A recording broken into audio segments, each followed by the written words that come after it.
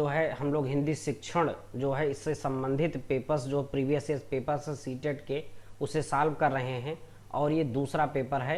एक पेपर इससे पहले हम लोग 15 क्वेश्चंस का सॉल्व कर चुके हैं, ये दूसरा पेपर आज है। दूसरे पेपर का पहला सवाल चलिए लेते हैं।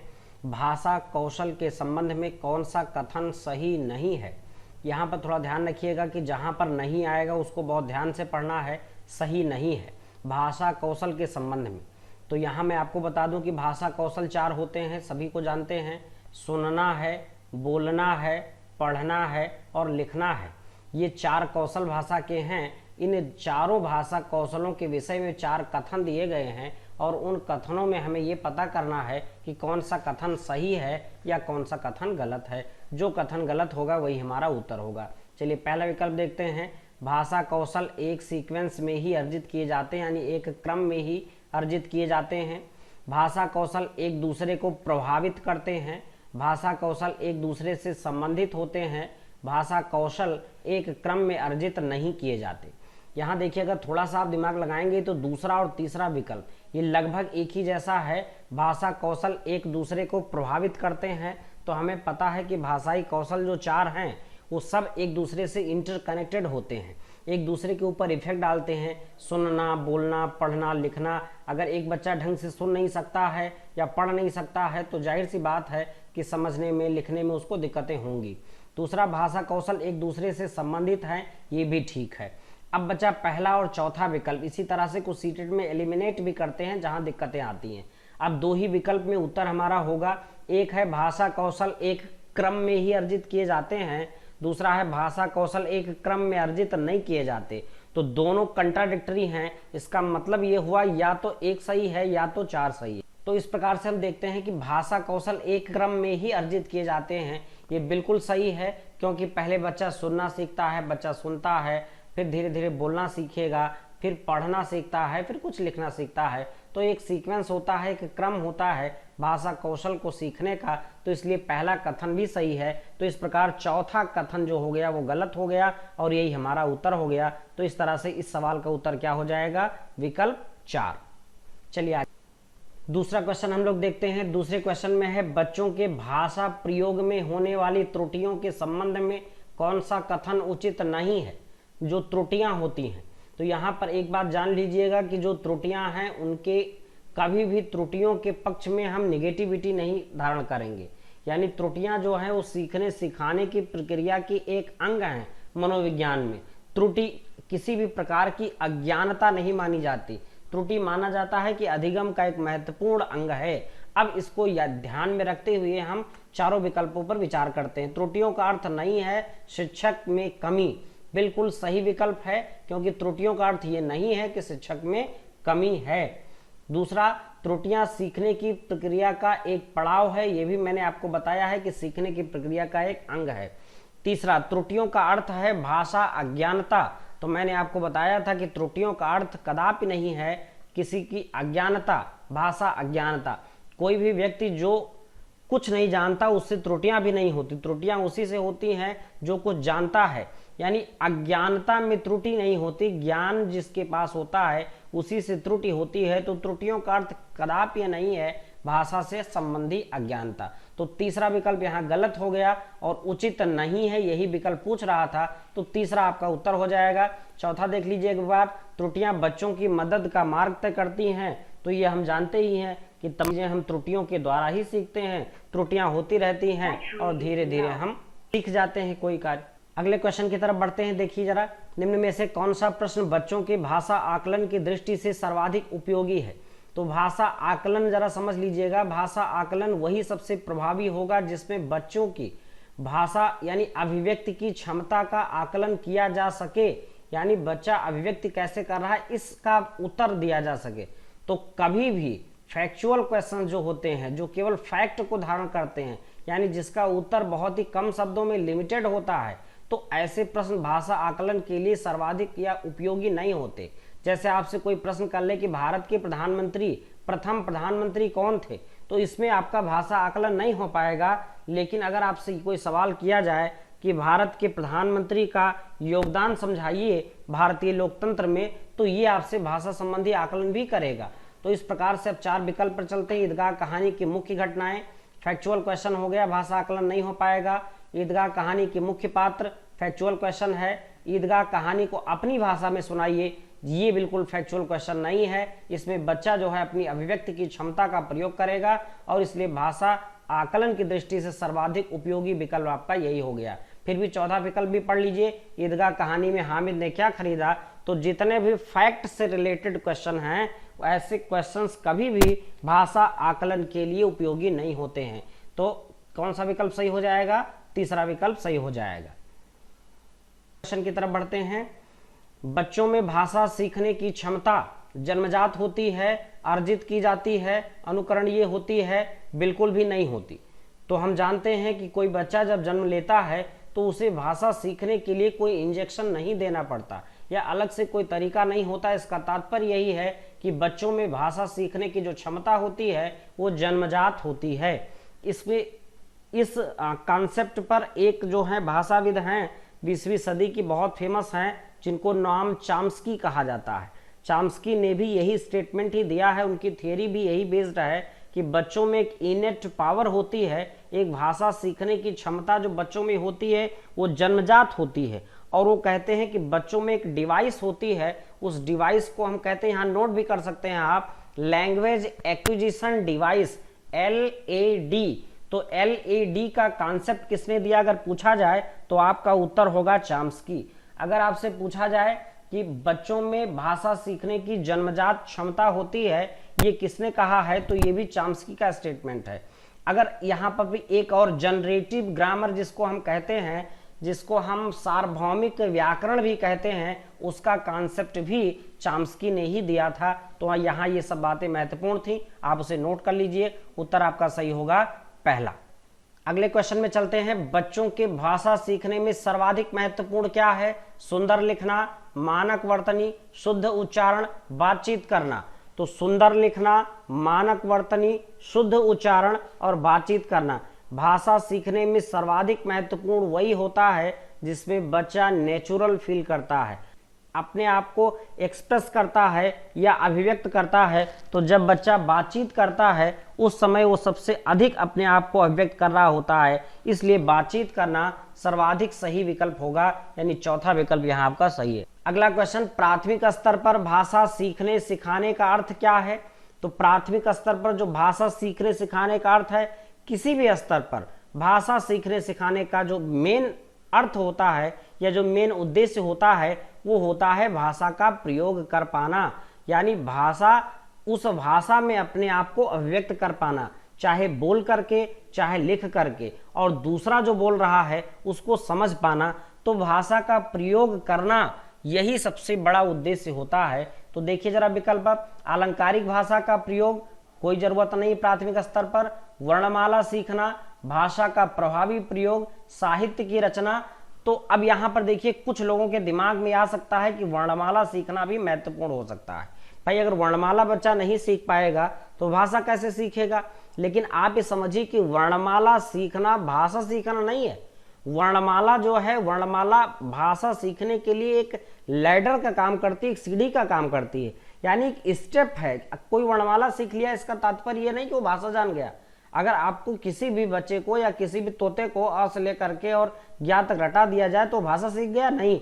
भाषा सीखने के लिए वर्णमाला सीखना एक स्टेप है, और भाषा सीखने सिखाने का मेन अर्थ है भाषा का प्रभावी प्रयोग। तो इस प्रकार से यहाँ विकल्प कौन सा सही होगा? तीसरा विकल्प आपका सही हो जाएगा। नेक्स्ट क्वेश्चन देखिए, बच्चे सामाजिक अंतःक्रिया से भाषा सीखते हैं, ये विचार किसका है? देखिए यहीं पर मैं आपको बता दूं कि इससे पहले मैंने चॉम्स्की से संबंधित बात किया। चॉम्स्की ये कहते हैं कि बच्चों में भाषा सीखने की जन्मजात क्षमता होती है, सार्वभौमिक व्याकरण जो होता है बच्चों में जन्मजात होता है, या उन्होंने लैड का जिक्र किया, लैंग्वेज एक्विजिशन डिवाइस का जिक्र किया। ठीक उसी प्रकार से जो वाइगोत्स्की थे, वाइगोत्स्की ने कहा कि बच्चे सामाजिक अंतःक्रिया से भाषा सीखते हैं, यानी उनमें जितना सोशल इंटरेक्शन होता है उतना ही वो भाषा सीख पाते हैं। तो ये विचार किसका है? वाइगोत्स्की का है। और इस कथन को आप याद भी रखिएगा और जाने भी रहिएगा। वाइगोत्स्की ने ही एक सिद्धांत दिया था जिसको हम कहते हैं JPD zone of proximal development, जिसको हम जब CDP पढ़ेंगे तो वहां डिटेल में पढ़ेंगे कि ये सिद्धांत क्या है। लेकिन बच्चे सामाजिक अंतःक्रिया से भाषा सीखते हैं, इसको कभी नहीं भूलिएगा, ये कथन वाइगोत्स्की से संबंधित है। नेक्स्ट क्वेश्चन देखते हैं, प्राथमिक स्तर के बच्चों में भाषा विकास की दृष्टि से सर्वाधिक महत्वपूर्ण क्या है? पत्रिका, समाचार पत्र, पाठ्य पुस्तक, बाल साहित्य। देखिए यहाँ सर्वाधिक महत्वपूर्ण करके क्वेश्चन ज्यादा आते हैं। सर्वाधिक अर्थपूर्ण कौन है, ऐसे सवाल आते हैं। इसका तात्पर्य ये नहीं है कि पत्रिका जरा सा भी महत्व नहीं रखती, समाचार पत्र का इसमें कौन सबसे ज्यादा भूमिका अदा करेगा वो आपको बताना है। तो पत्रिका, प्राथमिक स्तर पे बच्चों में इतना पत्रिका का कोई क्रेज नहीं होता। समाचार पत्र ऐसा कुछ नहीं, पाठ्य पुस्तक से भी विशेष रुचि वो नहीं रखते।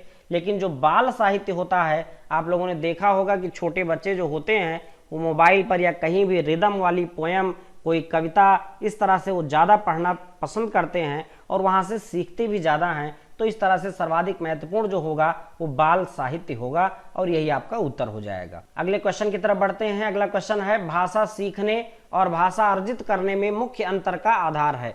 ये इससे पहले वाले वीडियो में मैंने डिटेल में आपको टॉपिक बता दिया था कि भाषा सीखना और भाषा अर्जित करना, इसमें फर्क क्या है, एक्विजिशन एंड लर्निंग में क्या डिफरेंस है, लैंग्वेज एक्विजिशन किसे कहते हैं, लैंग्वेज लर्निंग किसे कहते हैं। जब किसी भाषा का हमारे पास समृद्ध परिवेश होता है, जैसे हमारे पास हिंदी का समृद्ध परिवेश है हम लोगों के इधर, तो हिंदी बच्चा सीधे सीधे बहुत जल्दी सीख लेता है। कुछ ही दिनों में वो जानने लगता है कि बकरी दौड़ती है और घोड़ा दौड़ता है, इसमें अंतर करना वो समझ जाता है।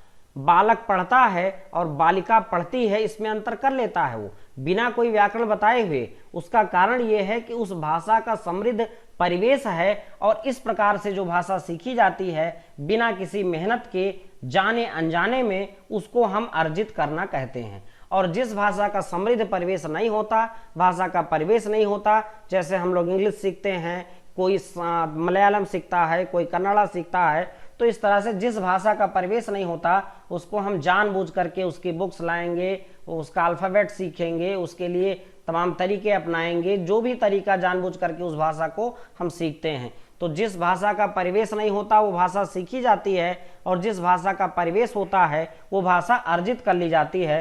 तो इस प्रकार से इन दोनों में जो अंतर का आधार है वो क्या है, भाषाई परिवेश। तो आपका कौन सा विकल्प सही हो जाएगा, तीसरा विकल्प आपका सही हो जाएगा। चलिए अगले क्वेश्चन की तरफ। प्राथमिक स्तर पर बच्चों की भाषा के आकलन में आप सर्वाधिक महत्व किसे देंगे? प्राथमिक स्तर पर तो आप जानते हैं कि जो पोर्टफोलियो होता है, इस पोर्टफोलियो में बच्चों का जो कह सकते हैं कि जो बच्चे प्रोग्रेस करते हैं, यानी जो उनकी प्रगति होती है, डे टू डे जो प्रगति होती है, उसको हम पोर्टफोलियो में लिखते हैं।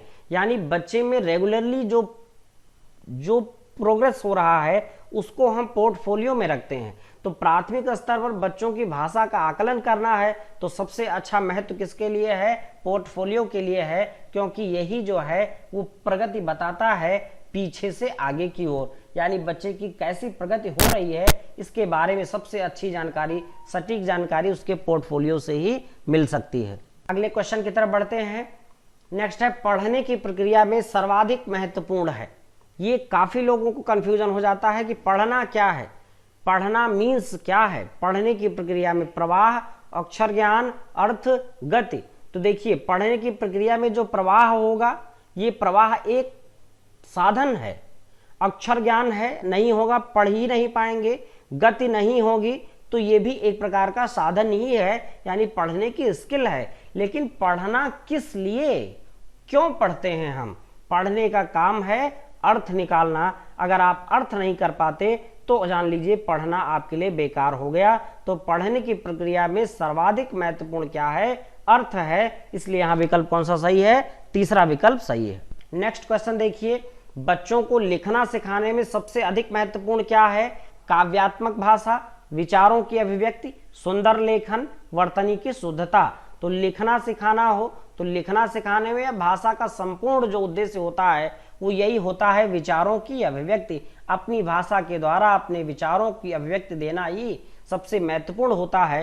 तो लिखना सिखाने में भी इसी का सर्वाधिक महत्वपूर्ण होना चाहिए। देखिए सुंदर लेखन है, काव्यात्मक भाषा है, वर्तनी की शुद्धता है, ये सब तो साधन हैं, ये सब तो होने चाहिए लिखना में। किसी किसी का बहुत सुंदर लेखन नहीं होता है, फिर भी आप देखते हैं बहुत अच्छा जो है उनकी विचारों की अभिव्यक्ति होती है और उनको बहुत अच्छे मार्क्स मिलते हैं, क्योंकि सुंदर लेखन एक अंग है लेकिन कंप्लीट भाषा नहीं कहा जा सकता। तो अपनी विचारों की अभिव्यक्ति जो है वो सर्वाधिक महत्वपूर्ण है। यहाँ दूसरा विकल्प। अगला क्वेश्चन देखते हैं, प्राथमिक स्तर के बच्चों के लिए पाठ्य पुस्तक के निर्माण में आप सर्वाधिक महत्वपूर्ण किसे मानते हैं?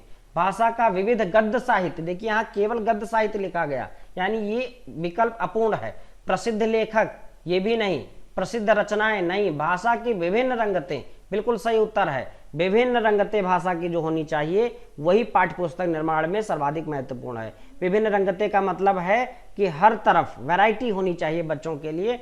नेक्स्ट क्वेश्चन देखते हैं, बहुभाषिक कक्षा में मातृभाषा के प्रयोग को, तो मैंने आपको बताया है कि बहुभाषी अगर कक्षा है पहले ही, तो आप जान लीजिएगा कि बच्चा अगर मातृभाषा का प्रयोग कर रहा है तो इट शुड बी एक्सेप्टेबल, इसको स्वीकार किया जाना चाहिए और इसको सहर्ष स्वीकार किया जाना चाहिए, क्योंकि बच्चा जब विद्यालय आता है तो मातृभाषा में अपने आप को अभिव्यक्त करने की एक भाषाई पूंजी लेकर के आता है, जिसको सभी को सम्मान करना चाहिए। तो तीसरा विकल्प क्या होगा? स्वीकार किया जाना चाहिए। बाकी भी आप जान सकते हैं, अनदेखा, स्वीकार, अधिक महत्व देने, ये सारे एक ही हैं, तो सारे कैसे सही हो सकते हैं? तो स्वीकार किया जाना चाहिए, ये विकल्प आपका सही हो जाएगा। इसके बाद भाषा सीखने सिखाने में सर्वाधिक महत्वपूर्ण क्या है? संचार माध्यमों का प्रयोग, अभिभावकों का साक्षर होना, भाषा शिक्षक का भाषा ज्ञान, भाषा का समृद्ध परिवेश। तो मैंने आपको बताया है कि भाषा का जब समृद्ध परिवेश होता है तो इस तरह से कहीं पर भी भाषा सीखने सिखाने में दिक्कत नहीं आती है। दिक्कत तब तो भाषा का अर्जन हो जाता है, यानी बहुत अच्छे से बच्चे भाषा सीख जाते हैं। जैसे कभी कभी एक उदाहरण दिया जाता है कि यहाँ के लोग इंग्लिश इतना सीखने की कोशिश करते हैं, यही आप चले जाएं, पता चलता है कि पश्चिमी देशों में आप चले जाएंगे तो वहाँ आपको क्या मिलेगा कि एक जो झाड़ू लगाने वाला व्यक्ति स्वीपर है वो भी फ्लुएंट इंग्लिश बोलता है। तो ऐसा नहीं, भाषा का समृद्ध परिवेश होने के नाते भाषा वो सीख लिया है, या सीखने सिखाने में सर्वाधिक महत्वपूर्ण स्थान किसका हो गया? भाषा के समृद्ध परिवेश का हो जाएगा। तो इस प्रकार से 15 क्वेश्चन देखा हम लोगों ने। सीटेट 2019 जुलाई का ये पेपर था। ऐसे करके सारे पेपर्स हम सॉल्व करेंगे, हिंदी से सारे संबंधित, और सारी टॉपिक जहां जरूरत पड़ेगी वहां पर चर्चा भी करेंगे। और मुझे उम्मीद है, चूंकि एक दिक्कत आती है कि कई किताबें हैं जिसमें उत्तर कई भी काफी गलत दिए गए हैं, तो उस पर बहुत सावधानी बरतनी है। आप इसमें देखिए, कहीं कोई आपको डाउट लगे, कंफ्यूजन लगे, आप कमेंट कर सकते हैं। और मुझे पूरी उम्मीद है कि आने वाली सीटेट परीक्षा में आपके लिए हिंदी शिक्षण संबंधित बहुत महत्वपूर्ण क्लास होगी और आपके सारे क्वेश्चन, कहीं कोई क्वेश्चन गलत होने वाला नहीं है। हिंदी के जितने भी वीडियोस आपको मिलेंगे सारे आप देख लीजिएगा, कभी भी कोई भी क्वेश्चन गलत नहीं होगा आपका। Thank you so much.